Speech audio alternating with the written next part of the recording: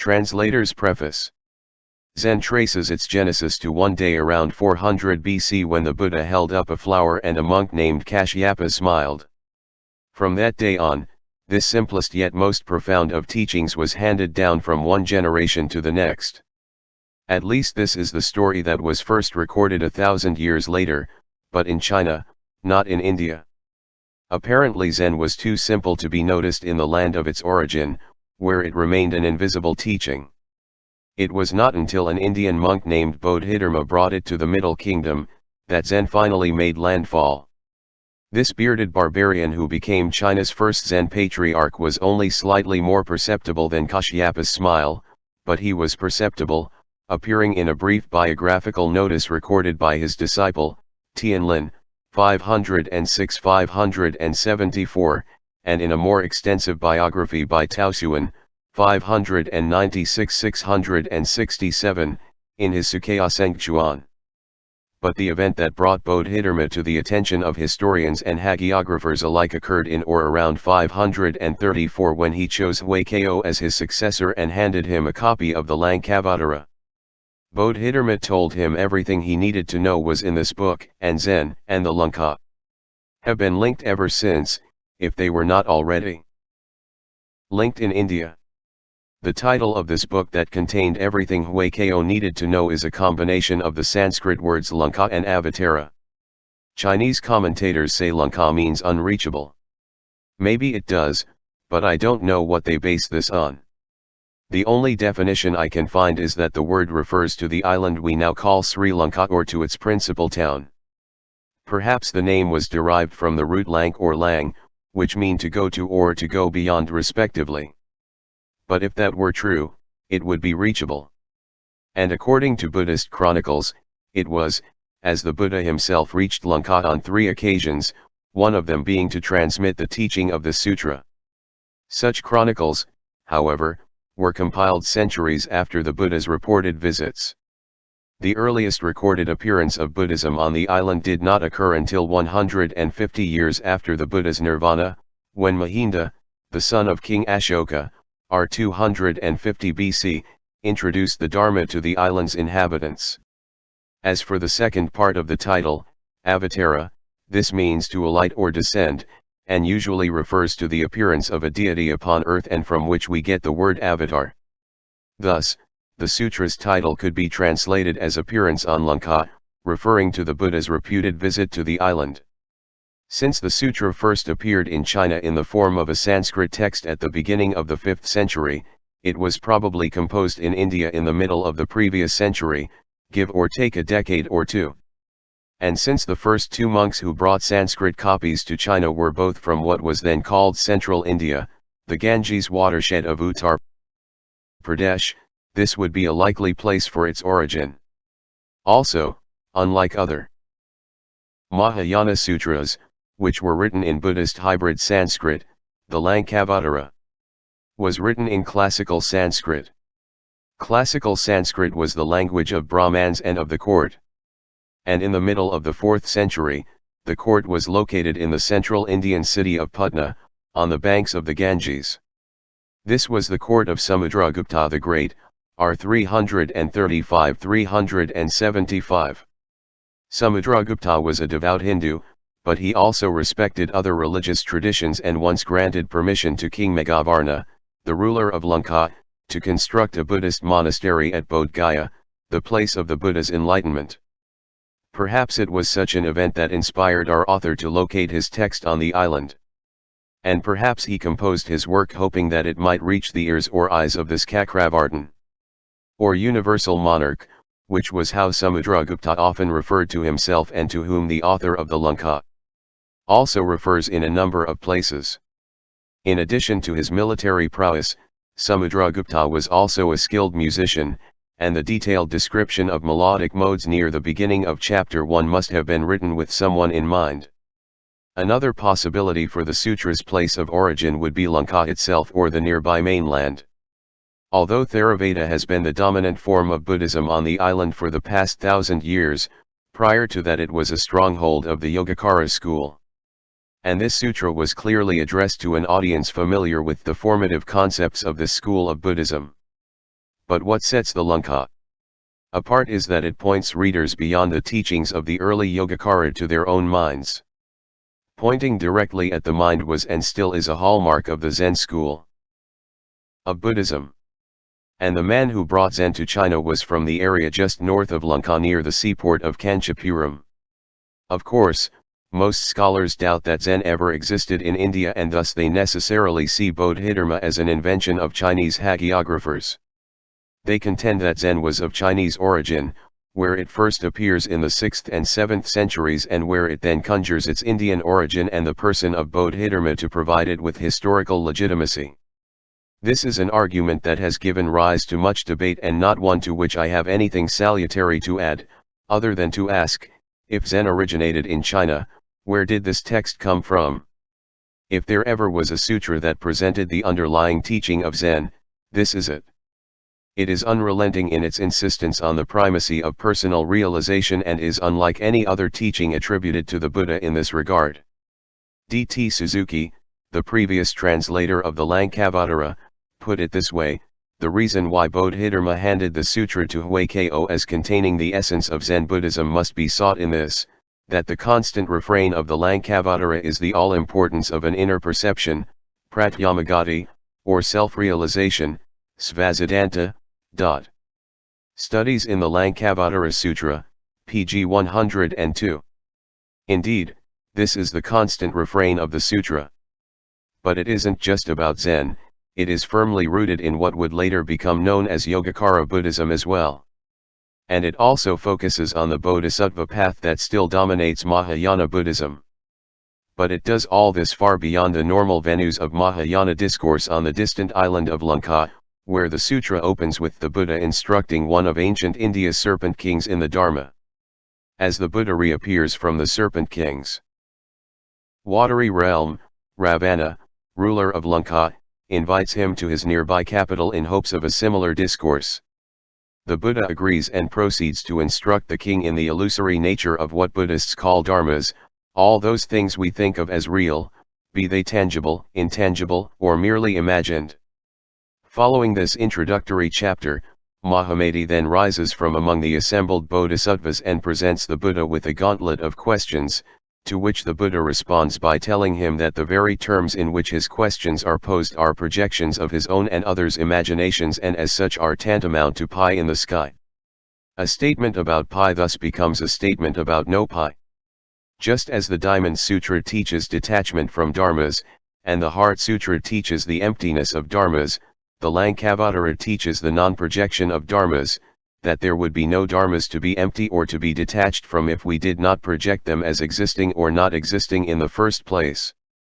The Buddha tells Mahamedi, because the various projections of people's minds appear before them as objects, they become attached to the existence of their projections. So how do they get free of such attachments? The Buddha continues, by becoming aware that projections are nothing but mind. Thus, do they transform their body and mind and finally see clearly all the stages and realms of self-awareness of Tathagatas and transcend views and projections regarding the 5 dharmas and modes of reality. Chapter 2, LXIV. Having proclaimed the illusory nature of projections, including such Yogacara categories as the 5 dharmas and the 3 modes of reality, the Buddha directs Mahamedi to its source, namely, consciousness itself. He then explains how consciousness works and how liberation consists in realizing that consciousness is a self-fabricated fiction, just another illusion, and how bodhisattvas transform their consciousness into the projectionless Tathagatagarbha, or womb from which the Buddhas arise. Such a teaching is not something everyone is prepared to hear.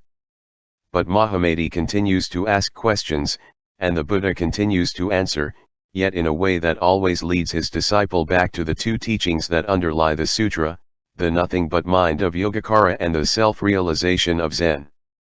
As the Buddha guides Mahamedi through the conceptual categories of Mahayana Buddhism, and those of other paths as well, he tells him that these 2 are fabrications of the mind and that reaching the land of Buddhas requires transcending all conjured landscapes, including that of the Tathagatagarbha.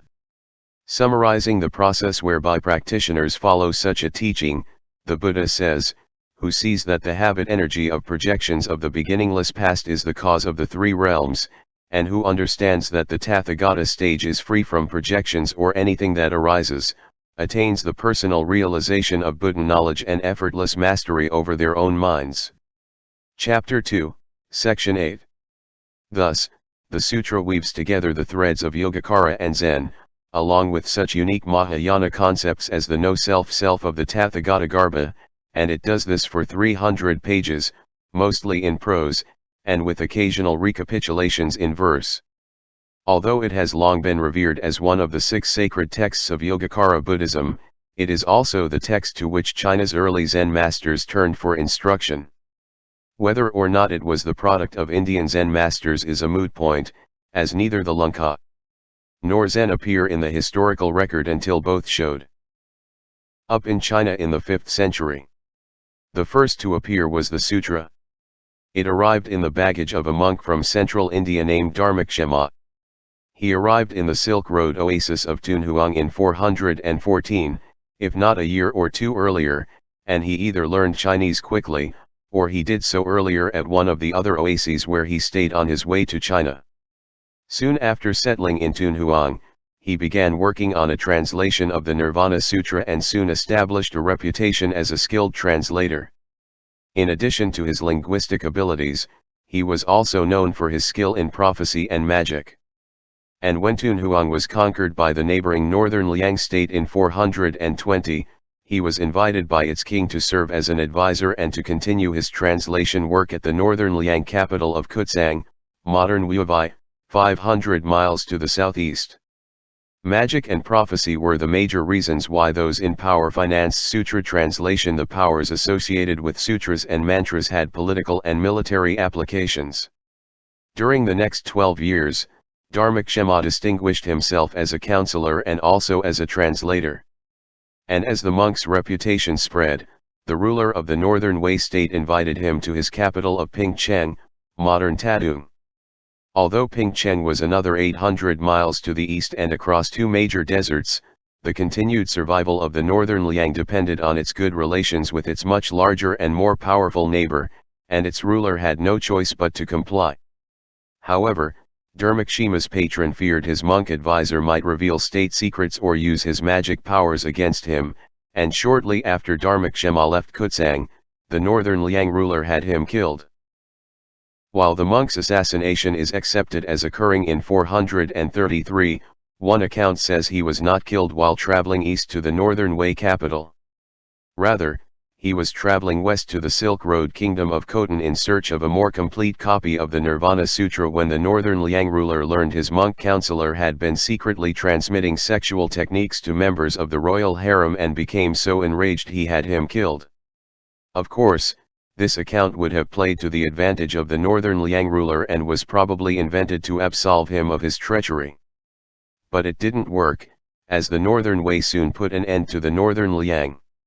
Still, regardless of which account was correct, among the texts Dharmakshema left behind was the first known translation of the Lankavatara. According to a catalogue of the Buddhist canon made by Taoxuan in 664, it was still extant more than 200 years later. But by the time the next catalogue was made in 730, it had disappeared. And it has not been seen since. This was often what happened to sutras, especially those like the Lankavatara that required a teacher to reveal their meaning. They were translated at imperial request or at the urging of wealthy patrons, and once translated, copies were made and distributed to major Buddhist monasteries around the country. But they often ended up in monastery libraries unread. This was the fate of hundreds of sutras translated during this period. A translator was lucky if half the texts he produced were actually used by practitioners, much less kept in circulation. In this regard, Dharmakshema did better than most. Of the 24 works attributed to him, more than half have survived. The second translation of the Lankavatara was more fortunate. This translation was made by Gunabhadra, another monk from central India. But unlike Dharmakshema, he traveled by sea instead of by the overland route. In 435, 2 years after Dharmakshima's assassination, Gunabhadra arrived in the southern seaport of Nanhai, Guangzhou, and he seems to have been expected. As soon as he reached China, he was invited by the ruler of the Lusung kingdom to his capital at Jiankang, Nanjing. And once he reached Jiankang, Gunabhadra stayed in and around the Lusung capital for the next 30 years, while he worked on translations, assisted, it was said, by a staff of 700. One of the places he stayed was Chuan Monastery in Tanyang. This was where he was living when he completed his translation of the Lankavatara in 443. By the time Gunabhadra died in 468, in addition to the Lankavatara, he was credited with translating 50 other texts, including the Sendhai Nirmakana Sutra, which was the earliest known text of Yogacara Buddhism. Although we don't know if he lectured on the Lankavatara or if he was conversant with Zen, 200 years later, the northern school of Zen credited Gunabhadra with bringing Zen to China, such was the importance of the sutra he translated. Asia c. 450 AD. Thus, by the middle of the 5th century, there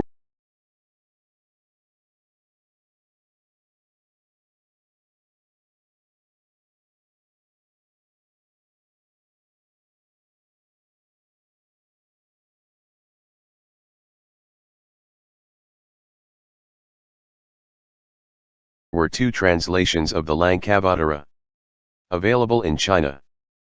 But there was still no record of the sutra being taught or studied and no record of Zen until another monk arrived.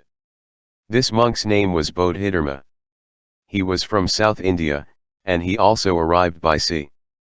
No one knows exactly when, but Taoxuan's biography of him says he arrived in Nanhai sometime before 479. Following his arrival, he too traveled north, but he kept a low enough profile that we know nothing more about his life, other than what hagiographers added several centuries later, until he showed up in a cave near Shaolin Monastery.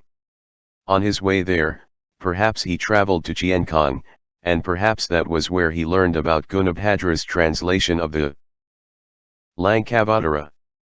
Perhaps he even arrived early enough that the 2 monks met. But regardless of his peregrinations, he eventually settled on the sacred mountain of Songshan, 40 miles southeast of Luoyang. The cave where he is said to have meditated for 9 years is still there on the mountain behind Shaolin. This was where he is also said to have transmitted the teaching of Zen and a copy of Gunabhadra's translation of the Lankavatara to Huaikao. Ironically, it was also in Luoyang and about the same time that a third translation of the Lankavatara was made. Ever since the Northern Wei moved its capital from Pingcheng to Luoyang in 494, this had become the greatest urban center of North China, with 500,000 residents, and thousands of foreign monks made it their home. Among them was a monk from North India named Bodhirakai, who arrived there in 508 via the Silk Road. The place where Bodhirakai lived while he worked on translations was Yungning Monastery, and it was there that he completed his translation of the Lankavatara. In 513, an account of Buddhist temples in Luoyang published in 547 by Yang Xuanqi records an Indian monk named Dharma, presumably Bodhidharma, remarking that he had never seen anything so impressive as this temple's 300-foot-high pagoda, which was built in 516 and which burned to the ground in 534. Whether or not Dharma was Bodhidharma, it still would have been strange if the 2 monks did not meet at some point during this period. Both Bodhirakai and Bodhidharma are also said to have died in Luoyang within a year or 2 of each other, circa 534 and 536, respectively, in the chaos that accompanied the division of the Northern Wei into a Western and an Eastern Wei. Some accounts even attribute Bodhidharma's death to poisoning by jealous disciples of Bodhirakai. Although it is very likely that Bodhidharma knew about Bodhirakai's translation of the Lanka, and perhaps Dharmakshima's as well, it is clear that he and the early patriarchs of Zen preferred Gunabhadra's version. This was the text he handed to his successor, and his successor handed to his, and his successor handed to his. Thus, both the teaching of Zen and the use of Gunabhadra's translation of the Lankavatara in its transmission began in the Loyang area in the first half of the 6th century. But Bodhidharma and Huaikeo were not the only ones using the lankha. Among the 500 monks whose biographies are recorded in Taosuan Sukyasenkchuan, nearly a dozen are reported to have written commentaries or lectured on the lankha. In the second half of the 6th century or the first half of the 7th century. Although none of these early commentaries have survived, their mention attests to the importance of the lankha among certain practitioners. And I should stress this point about certain practitioners. The lankha is not a text that welcomes the casual reader. An understanding of its teaching requires a teacher, or incredibly good karma. And such teachers and karma have always been rare. There have been times when the lankha achieved a certain amount of popularity, but it has never been a text whose readership was widespread. Its reputation, yes, but not its readership. It was also during the first half of the 7th century that we see a transition in the use of the lankha by the early Zen masters themselves. Bodhidharma had a handful of disciples, as did the second patriarch Huaikeo, and the third patriarch Sentiesen. However, the fourth patriarch Taohsin, d. 651, had over 500 disciples, and the fifth patriarch Hongzhen, d. 675, had more than 1,000. The cause of this sudden efflorescence was the establishment of the first Zen monasteries in China. Up until the 7th century, the transmission of Zen was based on a private relationship between a teacher and a handful of students. Thus, it is not surprising that Zen remains such a hidden tradition. In such a setting, a text like the Lankavatara could be used to its advantage. But with the establishment of large-scale Zen communes, Zen masters looked for something better suited to larger audiences of varying degrees of comprehension. They found their text in the Diamond Sutra. This was the sutra the fifth patriarch transmitted to Huineng, the illiterate rice pounder, or so he has been presented, who became the sixth patriarch in 672. Ironically, this transmission took place with the Lankavatara forming the backdrop. It was only after Shenzhou and Huineng, the two contenders to become the fifth patriarch's successor, had written their competing poems on the monastery wall previously scheduled for scenes from the lankha that the patriarchship and the future direction of Zen was decided. For readers interested, the story of this event, putative or not, is laid out in detail at the beginning of the Platform Sutra. Even though the Diamond Sutra replaced the Lankavatara in terms of making the teaching of Zen more accessible to larger audiences, the Lankavatara continued to attract those who appreciated the challenge and the rewards of the more difficult text. One such person was Shenzhou, the loser of the poetry contest that made Huineng the sixth patriarch. He was a great admirer of the lankha. In fact, he asked to be buried beneath a small hillock he named Mount Lankha, and where his body has remained since his death in 706. And he wasn't the only one.